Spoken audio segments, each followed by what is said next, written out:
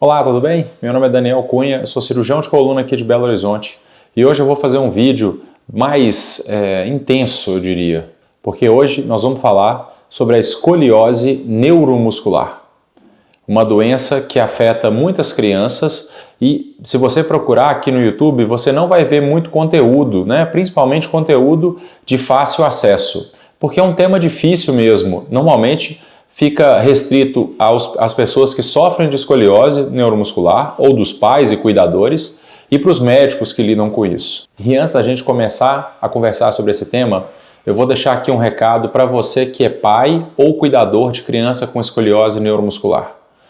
Você é uma pessoa especial. Você tem o seu lugar no céu garantido. Porque ser cuidador desse tipo de paciente, de um paciente tão especial, requer um ser humano talvez assim mais evoluído. Então, antes de mais nada, você tem aqui o meu mais sincero elogio, porque requer muita dedicação cuidar desses pacientes tão especiais. Então vamos lá, vamos falar de escoliose neuromuscular. E o que é a escoliose neuromuscular? Bom, a escoliose, qualquer escoliose, é um desvio da curva da coluna para um lado ou para o outro. E aí, esse desvio acontece porque essas crianças sofrem de doenças que vão afetar a musculatura ou vão afetar a capacidade da musculatura de suportar o peso da coluna. Essas doenças podem acometer o sistema nervoso e aí vai afetar os nervos que controlam os músculos. Essa é uma subdivisão chamada de doença neuropática. Mas também pode ter doenças que acometem diretamente o músculo, que são as doenças miopáticas. Mio vem de músculo, do grego. Para ficar mais fácil o entendimento, eu vou dar alguns exemplos dessas doenças e você vai ver que talvez você já tenha ouvido falar delas, mesmo se você não tem contato com a escoliose neuromuscular. Na causa das doenças neuropáticas, disparado, a doença mais frequente é a paralisia cerebral. E tem várias coisas que podem causar a paralisia cerebral em uma criança ou um jovem. E aí a paralisia cerebral vai afetar os neurônios que controlam os músculos. No outro lado, nas doenças miopáticas que afetam os músculos, um exemplo bastante comum da gente ver é a distrofia muscular de Duchenne. Duchenne, obviamente, foi o pesquisador ou o médico que descobriu esse problema. Então, esses são exemplos mais frequentes que a gente vê no consultório. E quais são os sintomas da escoliose neuromuscular?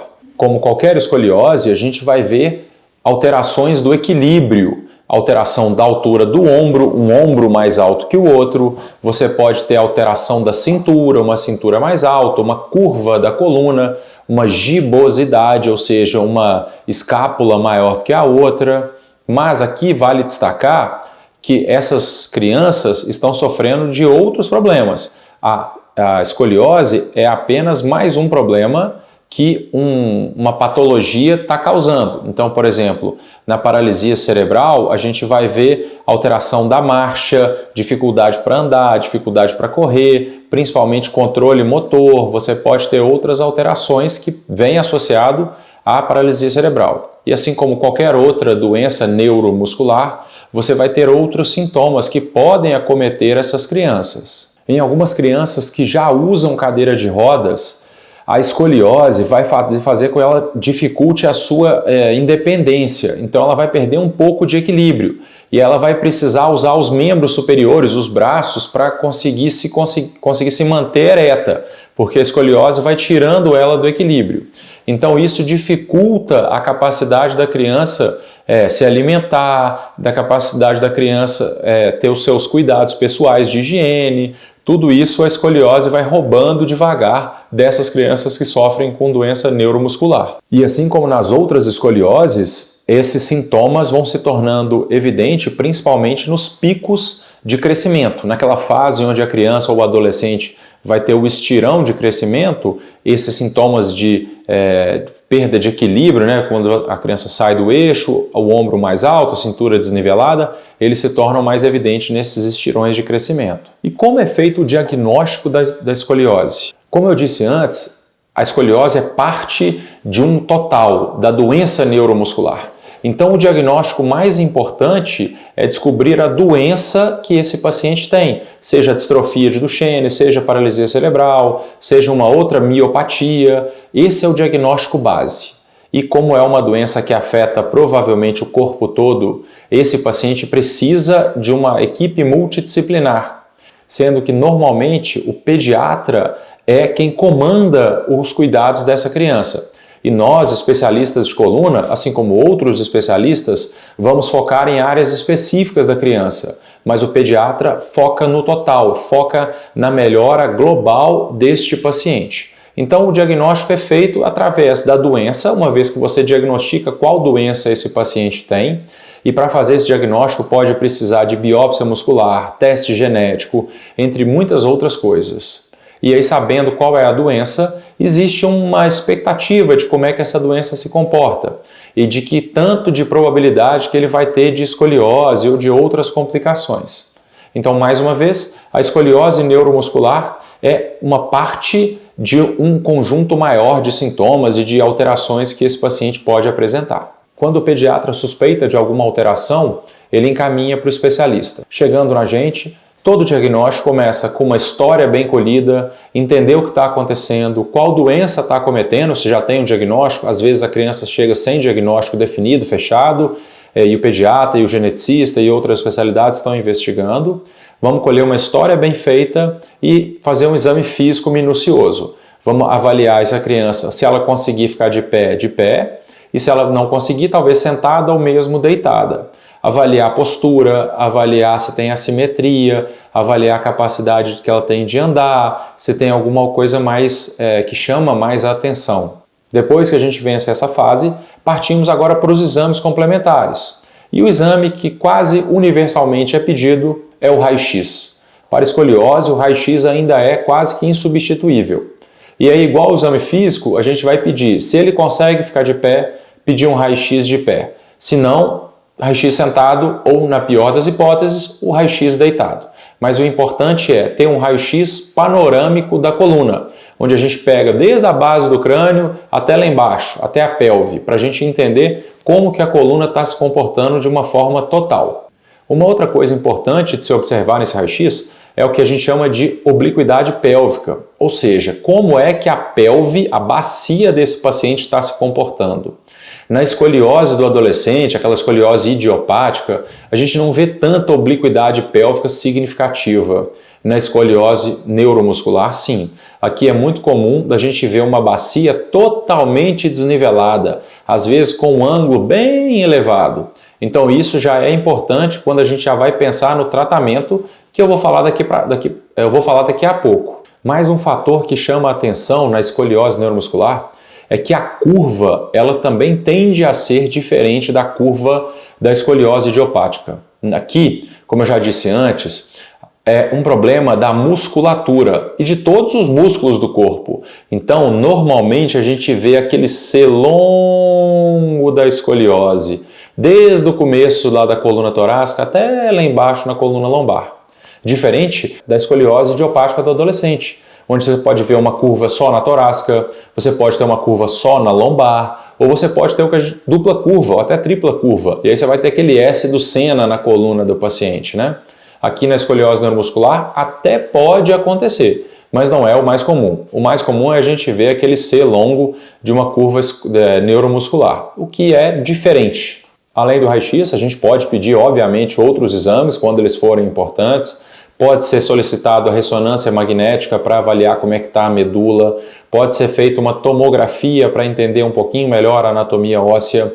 Eletroneuromiografia para ver como é que está a condução dos neurônios desse paciente, entre outros. Varia de caso a caso. Acaba que padrão mesmo é o raio-x panorâmico de coluna. Mas aí você vai me perguntar, mas Daniel, toda criança ou todo paciente que tem alguma doença neuromuscular vai ter escoliose? Boa pergunta, e a resposta é não, não é toda criança. Vai depender muito do grau de acometimento dos neurônios e dos músculos que é a doença que essa criança ou esse paciente tem, o tanto que esses músculos estão acometidos. Obviamente, quanto maior o grau de acometimento, maior o risco dessa criança ter escoliose. Crianças que estão muito acometidas, crianças que usam cadeira de rodas, essas apresentam um risco maior de ter escoliose. Eu vou deixar aqui uma tabela que eu tirei do site da SRS, que é a sociedade que pesquisa escoliose, sobre a chance de desenvolver escoliose baseado em cada doença. Tá? É só para ter uma ideia mesmo, só para vocês verem que varia de doença para doença e mesmo dentro de uma mesma doença, como por exemplo a paralisia cerebral, tem vários graus de acometimento e dependendo do grau de acometimento vai ter um desvio da curva. Então é só mais de curiosidade para vocês entenderem que não é uma coisa preto no branco, assim como tudo na medicina, a gente fica naquela zona cinzenta do depende. E o tratamento? Como é que ele funciona? Assim como eu falei no diagnóstico, o tratamento aqui depende muito da doença de base, porque cada doença vai ter um tratamento. E outra coisa, o tratamento envolve uma equipe multidisciplinar, que muitas vezes o médico especialista de coluna é só um dos colegas e de longe a gente não é o mais importante, porque o mais importante normalmente são as pessoas que cuidam do total da criança. Os médicos que cuidam da saúde total da criança, eles representam um pilar fundamental desse tratamento. O pediatra vai acompanhar, tem o neurologista, pode ter um cirurgião pediátrico, o gastroenterologista, fisioterapeuta, terapeuta ocupacional, ou seja, é uma gama, um número muito grande de gente envolvido buscando a melhora desses pacientes, o que não é fácil. E aí a gente, cirurgião de coluna, vai entrar como uma peça dessa engrenagem para tornar a qualidade de vida desses pacientes melhor. E o tratamento, assim como todo tratamento da coluna, varia entre o tratamento conservador e o tratamento cirúrgico. Os dois vão depender do grau de lesão, o tamanho da curva e de outros fatores. Então, primeiro, vamos tirar o tratamento cirúrgico e vamos falar do tratamento conservador. E aí, vamos concentrar agora no tratamento conservador.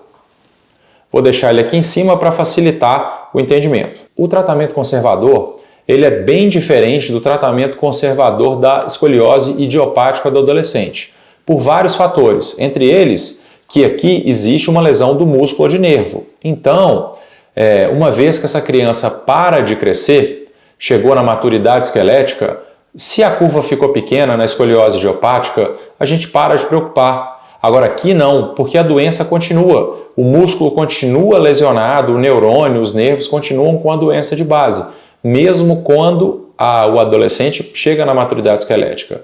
Então aqui pode acontecer, e acontece com frequência, da curva não parar de piorar, mesmo quando esse adolescente chega, ele não cresce mais, os ossos não crescem mais, mas a deformidade continua piorando, o que é muito ruim, né? Então exige um cuidado maior.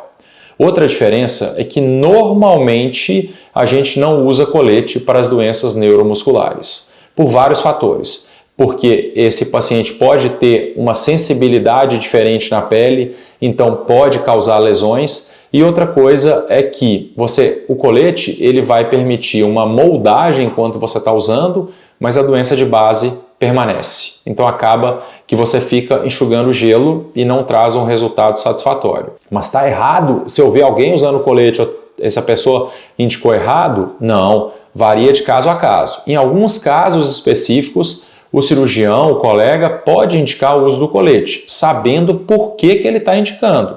Mas tem que explicar bem para a família. Olha, essa não é uma indicação convencional, mas eu vou indicar mesmo assim para ajudar, pensando nisso ou naquilo. Então, só para a gente não julgar todo mundo e sair tacando pedra nos outros colegas. Existem indicações específicas, mas varia de caso a caso. Mas na maioria das vezes, o colete não traz um resultado tão bom igual traz na escoliose idiopática. Então, o que pode ser feito? Infelizmente, a gente vai tentando moldar as coisas ao redor do paciente.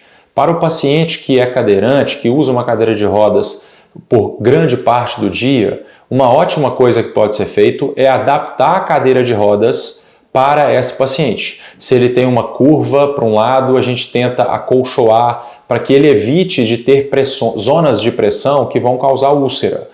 E então esses cuidados ao redor desse paciente tornam a qualidade de vida dele muito melhor. não tendo úlcera, não tendo ferida, podendo ficar confortável em uma cadeira de rodas, ele consegue passar grande parte do dia dele sem dor, sem desconforto, sem ter risco de infecção. Isso já faz uma grande diferença. E, obviamente, um dos grandes pilares do tratamento é a fisioterapia. Será que a fisioterapia vai resolver o problema? Não, óbvio que não. O colete também não vai resolver. Mas a fisioterapia ajuda demais. Ela ajuda a ter mais qualidade de vida, a manter capacidade pulmonar, ajuda a diminuir a dor, melhorar a flexibilidade de alguns pacientes. Os pacientes com paralisia cerebral, eles podem ter o que a gente chama de espasmo, né? Pode ser uma paralisia espástica. Então tende a ter contratura da musculatura, mão, cotovelo, quadril, joelho. Então uma fisioterapia precoce, iniciada logo cedo, que a gente descobriu o diagnóstico, ela torna a qualidade de vida e os cuidados com esse paciente muito mais fáceis. Então ela é, de novo, igual sempre, um pilar essencial do nosso tratamento. Chega de tratamento conservador. Agora nós vamos falar do tratamento cirúrgico. Opa! E o tratamento cirúrgico? Aí varia de caso a caso. Na maioria das vezes, o que resolve uma curva neuromuscular é a artrodese. Abrir e operar esse paciente e fixar essa coluna. Mas cirurgia, obviamente, é um tema que vai demorar aí mais umas 3 horas de vídeo. Então eu vou deixar aqui o tratamento cirúrgico como essa ideia. Quando a curva está muito grande, quando ela está progredindo e quando o paciente já aguenta, quando ele já tem idade, maturidade esquelética, corpo, peso, em muitos casos o fator limitante é peso do paciente. Muitos pacientes são muito levinhos, isso aí a cirurgia gera uma demanda muito grande do corpo. Então, quando todos esses fatores se alinham, a gente opta por indicar o tratamento cirúrgico para esses pacientes, que é uma agressão grande, claro, a gente não indica isso para qualquer um, mas que traz um benefício muito grande quando bem indicado.